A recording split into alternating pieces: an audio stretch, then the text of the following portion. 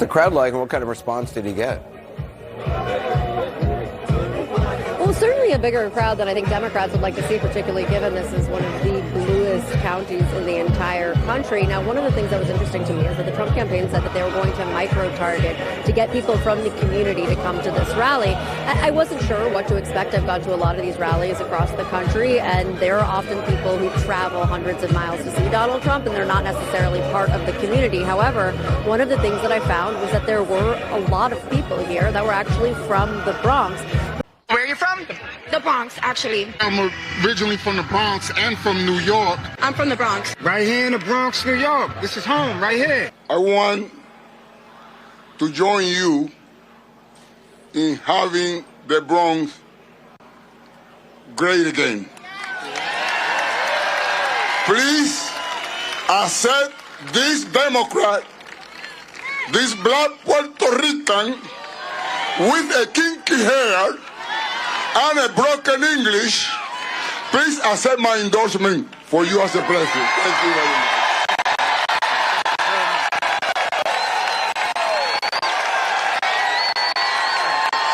Beautiful job. Thank you.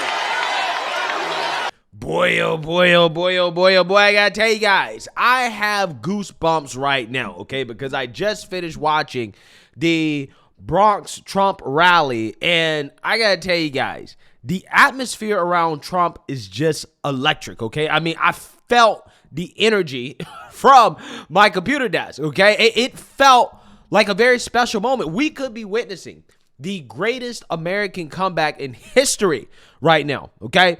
The Trump movement is the strongest that it's ever been in this country, and this is not an exaggeration. I have never felt like the support around Trump has ever been stronger than it is right now, okay? And one of the parts of Trump's speech during this rally that I think really just gave me goosebumps, I still have goosebumps, right? I'm actually shaking talking about it, okay? Is when he talked about the economy. Because like I told you guys, the economy is a colorblind issue. And everybody's affected by it. And it doesn't matter if you boohoo, whine, and cry racism, which is what Democrats do. They have nothing else. What brings people together is understanding that, hey, this guy, Joe Biden, his economy was terrible. And under Trump's administration, the economy was much better. It doesn't matter who you are. And Trump drove that point home during this rally. And I love to see it. This was my absolute favorite moment. Take a look. The minute crooked Joe Biden shuffles out the door, I will rapidly rebuild the greatest economy in the history of the world. Look, we had the greatest economy in history. Everybody here, where you have a small business or if you had a job, you were getting more than you ever made. And we had no inflation. We had no 1.4%, considered none, considered better than none, because frankly, none in its own way is a bad thing also. We had a perfect number, 1.4%. It doesn't matter whether you're black or brown or white or whatever the hell color you are. It doesn't matter. We are all Americans, and we're going to pull together as Americans.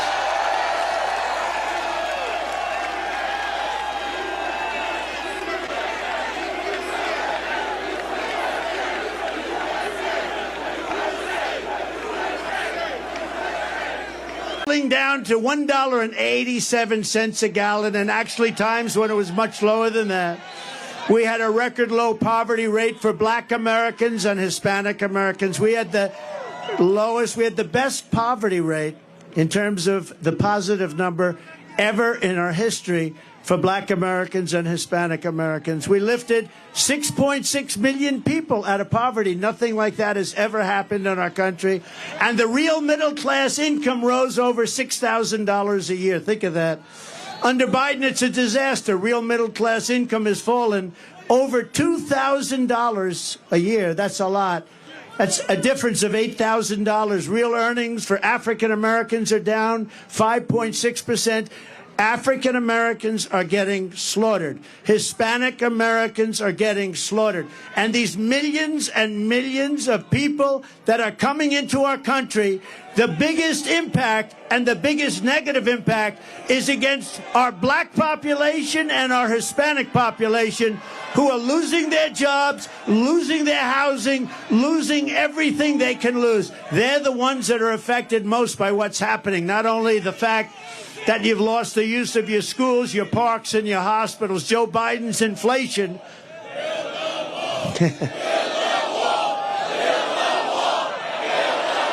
they have that? Do they have it? Wow, that was an electrifying moment. I am speechless. If Trump continues to campaign like that, if he makes that the core of his campaign message, he's going to win in a landslide. Okay, I'm telling you, Trump should quite honestly just repeat that, right? At every speech, repeat that, okay? Everybody's suffering in this economy. Doesn't matter who you are.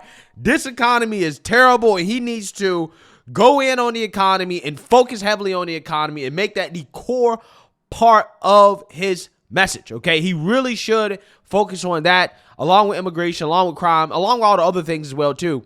But I think that that's the strongest part of Trump's message. I think that's the strongest part of his campaign, and he needs to double, triple, and quadruple down on that, because that is allowing him to be able to get large swaths of minorities to support him. I mean, this whole rally was basically so-called people of color, okay? Which, you know, is something that Democrats hate to see. Okay? Well, I'll tell you, it won't make a difference at all, Jake, and that is for Donald Trump to be the ringleader of and invite all his clowns to a place like the Bronx. New York will never, ever support Donald Trump for president. We know him better than anyone, and that means we understand what he's all about is just for himself. So this state will go solidly behind Joe Biden for president, as it has in the past. So he wants to spend his time doing these made-up fake rallies and pretending there's support here. Be my guest, because while you're doing that, Donald Trump, Joe Biden's out there on the other side, making sure he's delivering for all Americans. And so go ahead, spend all your time you want in New York, because we'll be with Joe Biden, and Joe Biden's out there winning over the rest of the battleground states. Okay, and the Democrat that really hated to see it was AOC, because this was very close to her district, and she predicted that nobody was going to show up, right? That the people that did show up were going to be bussed in. They were going to be fake Trump supporters, okay? He was paying people to come in because he's broke, right? Doesn't really make sense. It's kind of a nonsensical claim. If you're broke, I'm not sure how you can pay people to come to the rally, or why you would pay people to come to the rally if you're broke. But again, this is the logic of people like AOC. Let's just say the Trump supporters at this rally did not appreciate what AOC had to say. AOC says if you're not a Democrat, you don't belong here in the Bronx. Right. What do you say? I disagree with that. I don't think she should be here in the Bronx. I actually don't know any Democrats living in the Bronx. Look, AOC, look at the tremendous support for Mr. Donald J. Trump. You need to tell her then she need to stay out the Bronx, because look at all the people around. Everybody's here for Trump. I am a Democrat, and I belong here. And who are you voting for? Donald J. Trump. What has AOC done for the Bronx? She's done nothing for the Bronx. Nothing. Nothing's changed. Nothing's gotten any better. Nothing. Absolutely nothing. Let her come to the Bronx and let her come among us people that struggle. She doesn't even know what struggle is. Then we have the illegals flooding our borders, coming into our communities, sucking up the resources that we barely have. Why should we allow this to happen? Every last person here needs to rise up and get fighting mad, and make sure that you are registered to vote and go out there and you vote up and down the line, not just the presidency. The local elections are more important than the presidency. Get rid of AOC. Vote her ass out. Get rid of Richie Torres. Vote his ass out. I have nothing to lose. So I can stand up here and I can say this. None of you here are paid to be here. She got on color TV this morning and said that Trump bussed in these people and paid everyone out here. Who here got paid to be here today? Are you here because you know that this is the time in history that you're in the right place at the right time and you need to be here today? Yeah, so like I told you guys, goosebumps, okay? That is what I'm getting listening to these people express their support for Trump. I mean, who would have thought that fast forward from 2016, we would have so-called minorities, a massive crowd of so-called minorities in a deep blue city like New York screaming to build the wall, right? Build the wall, which apparently, according to Democrats, that was supposed to be a dog whistle for racism, okay, and xenophobia. But apparently not, right? You have so-called minorities saying, build the wall. We really are living in the Twilight Zone, guys. I'm so serious. But I love it, right? At least some parts of it, okay? At least this part of it in a world where we are united behind President Trump, okay? Because, again, the economy is what brings people together. It is a colorblind issue that I think that Trump should focus on. If he really wants to unite people, he really needs to focus heavily on the economy. And the reason why is because the economy is more important than any other issue. In fact, let's listen to MSNBC cope over a recent poll showing that in swing states, a lot of swing states, the more diverse they are, the more they're pro-Trump, right? Which, again, is another kind of fascinating thing about what's going on in this election cycle. The more diverse the swing state, the more likely they are to support Trump. Trump is doing the best in the so-called diverse swing states. Fascinating stuff. But anyways, again, one of the reasons why is because instead of being worried about racism and bigotry and homophobia and hate, what people are worried about is their wallets. And again, MSNBC is going to cope over the fact that, hey, voters care about this issue more than any other issue. And Amy, will start with the Cook Political Report out with a new look at the 2024 race and the issues that matter most to likely swing state voters. In a new survey that is out today, Donald Trump has a lead within the margin of error in Arizona, Georgia, Michigan, Nevada, North Carolina, and Pennsylvania. And he and President Joe Biden are tied in Wisconsin. Swing state voters say the economy is the issue that matters most to them, with their own cost of living being the best way to measure it. They also say they are more worried about Biden setting economic policy than about Trump setting abortion policy. Yeah, and again, they should be worried about this because, like I told you guys, this abortion issue is one of the three issues that I feel like is really stupid to vote over at the federal level because, again, there's nothing that's going to be done about it regardless of who you vote for, Democrats or Republicans, regardless of who wins. Nothing's changing with abortion. Abortion is a state issue, okay? So, quite honestly, voters should not worry about Trump setting abortion policy because he's not going to do anything on that issue, period. Okay, it's not going to happen. Israel, another one of these issues that's not worth voting on, right? Both parties are pro-Israel. Nothing's changing no matter who you vote for, okay? You're going to get the same outcome. And then the other one is democracy, right? Which, again, you know, we've been over that. I've, beat a dead horse when it comes to that issue. Everybody knows that Democrats are the OG election deniers. And quite honestly, we're living in fascism right now under the Biden administration. So again, if you actually really do care about our republic and our democracy, then you should actually vote Trump because Trump is better than Biden on that issue by far. Okay, it's not even close. But yeah, I mean, this makes sense. Okay, people should worry about Biden setting economic policy because all of his economic policies, whether that be the American Rescue Plan, it increased inflation. The Inflation Reduction Act, it increased inflation. The infrastructure bill currently contributing to inflation. Everything this man has done, every major piece of legislation this guy has passed has contributed to inflation because our inflation is being caused by excessive government spending, okay? We're spending too much. Most of the jobs that are being created in Biden's great labor market, right, which again is not great, it's just government jobs, right? Government's hiring, okay? If you want to go into healthcare, which again, government subsidized, or hospitality, low quality jobs, if you want to go into those fields, you're Gucci, right? If you want to go into anything else outside of that, it's damn near recession, right? It's a recession, okay? So we're currently experiencing stagflation. GDP growth is declining. Inflation is still elevated. Yeah, this is Bidenomics.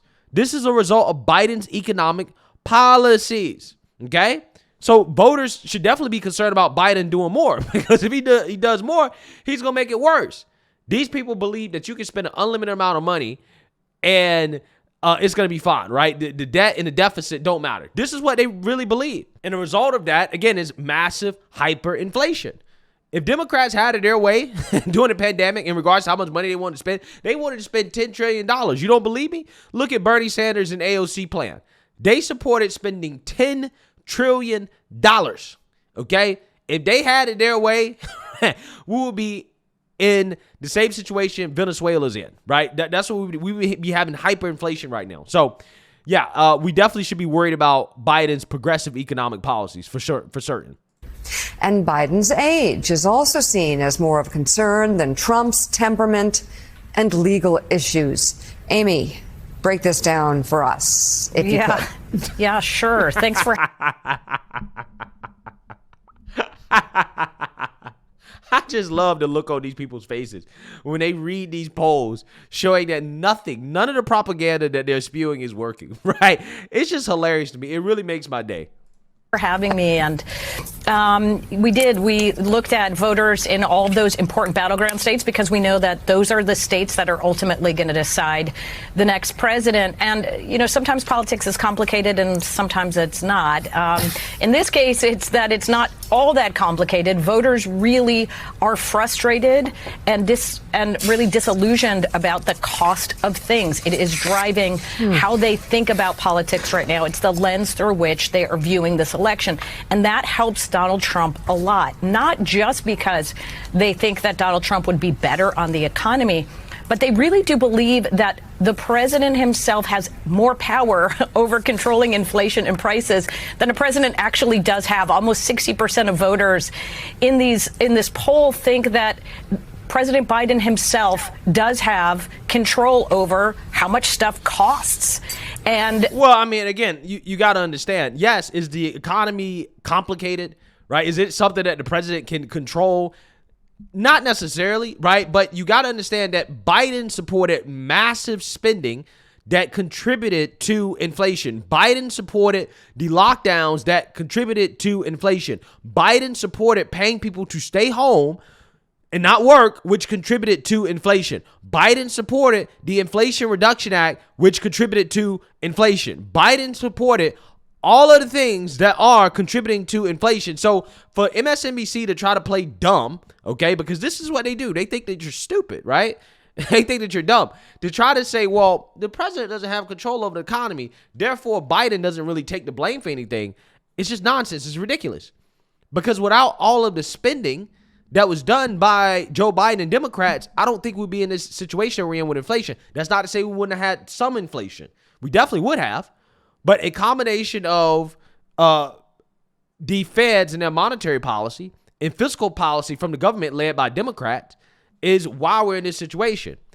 I think that if we did not get all that excessive spending from Democrats in 2021 that we didn't need, plus if the feds would have moved to increase interest rates earlier and we would have sent people back to work, I think we'd be in a much better situation right now. It would have hurt at the time. It would have hurt, right? It would not have been good at the time. A lot of people would have hated it, okay? But in the long run, it would have been better for the country. But see, the Democrats made the decision in that time period to do what was best for them in the short term, right? Because they wanted to have that stimulus package as soon as Biden got into office, okay, as a way to say, hey, look, we're giving people money too. Even though we didn't need to continue to give people money. We needed to send people back to work, right? So, personally, yes, Biden takes blame, even though the president doesn't necessarily control the economy. He supported policies that have flooded the economy with money that has contributed to inflation. They don't think that he's doing a particularly good job of it. When we asked how they think Donald Trump would handle issues like controlling the cost of living, 56% said they think he'd do a good job. Only 40% said that of Biden. That's where this race sits right now. And it's one thing, you know, look, we've seen in the past, Mika, that candidates who are seen as maybe not as strong on the economy ultimately win an election, like, say, Barack Obama in 2012. But to be losing by this margin, that is unsustainable at this point for an incumbent. Yeah, Molly, certainly these numbers are eyebrow-raising. I mean, the overall, it's pretty close. Nevada's 9 points, but most of them are in North Carolina 7, but most within a couple. But the economy, if that's what this election is about, it looks like, per this poll, that President Biden would be in trouble, even though his team would argue vociferously, look at the job we've done since COVID. Look how we've repaired things. So how much of this is Trump amnesia, where people have deluded themselves so the economy was better than actually it was when Trump was in office? Listen to this guy. The people have deluded themselves to believe that the economy was better when Trump was in office. I mean, it's just a fact. That's not a delusion. This is a fact. Again, listen to how these people talk about voters, bruh. They really, they think the voters are wrong to believe that the economy was better under Trump, when that's just a fact. Take away COVID. They'll keep bringing up COVID. COVID was not the Trump economy, right? COVID was on everybody, okay? COVID was on everybody, mostly Democrats. Let's keep it 100 because they're the ones that lock down their states the most. So if you're going to talk about the COVID economy, blame Democrats for that. But before that, it is just a fact that the economy was better. But according to these guys, you've deluded yourself if you believe that you were doing better off under Trump than Biden. This is insane. And how much of this is simply inflation, which just angers people, and honestly, there's not much a president can do about it. Well, people hate inflation, and the idea that something you bought is now, significantly higher is just it's infuriating. Voters hate that. Yeah. But I'm curious, just with the methodology, if I can throw it to Amy here, what is the methodology on this poll, and how was it conducted, and also just can you tell us a little more about the crosstabs? Yeah, sure. This was conducted by two polling firms, GS Strategies and BSG, one Republican firm, another a Democratic firm. This was online panels and web to text. So this is the way that you can try to get as many voters in your sample that you get through the web and through texts. I think if you look through the crosstabs, the thing that you start to notice is how many undecideds are sitting there that are potentially still able to be won over by Biden. And the question is, what are the issues that are going to motivate them? As you guys pointed out, Trump is ahead in every single one of these states. The one that stands out to me the most is Nevada, where he's close to 50% there. But in these other states, he's basically hitting his 2020 levels. And so to me, it's not as much as that Trump is surging, it's that Biden is really sagging. And the question is, can he get those voters back? If so, I don't know if he gets them back simply on talking about Trump as an existential threat. I think he has to talk about the ways in which Donald Trump's answer to the economy is not going to solve their problems. Well, if that's what he does, then he's done, right? He might as well quit, because he's never going to make the case that his policies are better than Trump's policies, because everybody knows that Trump's policies were better. And the numbers speak for themselves. I just find it hilarious how these people, you can hear them breathing heavily, right? Just listening to this woman explain this poll, a poll that they clearly are not happy with. They're breathing heavily into the mic because they can't stand to hear Trump is winning. Nothing that they're doing is working. Bruh, I just can't get enough of this. I really can't, bruh. Man, I'm going to tell you, if Trump wins, wow. The next 4 years are going to be incredible. They're going to be incredible. The amount of just mainstream level media meltdowns, Trump derangement is going to be at astronomical levels. It's going to be at levels we've never seen before. And you would think that'd be impossible, but I don't think that it is. These people are really fuming over the fact that Trump is winning. That people believe that Trump is better for the economy. It's fascinating stuff. Let me know what you guys think. Make sure you like, comment, and subscribe. Most importantly, share a Black conservative perspective. Peace.